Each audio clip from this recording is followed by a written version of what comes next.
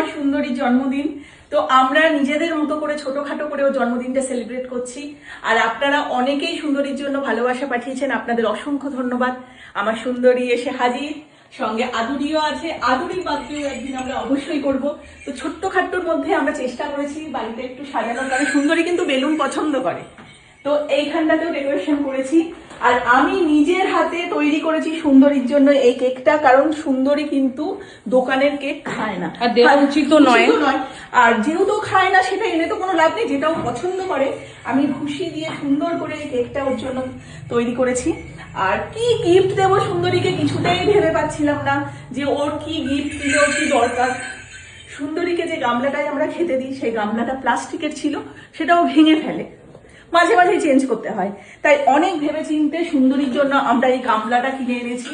এটাতে ওকে রোজ ভরে ভরে আমরা খেতে দেবো, এটা কোনোদিন ভাঙবে না। সেই কারণে কেমন হয়েছে গিফটটা অবশ্যই বলবেন। আর সুন্দরীর জন্য আজকে এটা হচ্ছে আদুরি, এটা আদুরিরও নতুন গামলা, আদুরির জন্য নতুন কিনে এনেছি। ওর বার্থডেতেও আমরা এরকম আবার এনে দেবো। আর সুন্দরীর জন্য এখানে এইটার মধ্যে ভুসি টুসি মাখা আসবে, অ্যাড হবে।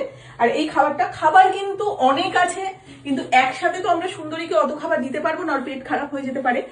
সেটা কিছু রাখা আছে, আর বেশ কিছু খাবার রাখা আছে যেটা আমরা কালকে যাব, অবলা যেসব গরুরা থাকে তাদেরকে খাওয়াতে সায়নী আর আমি চলে যাব।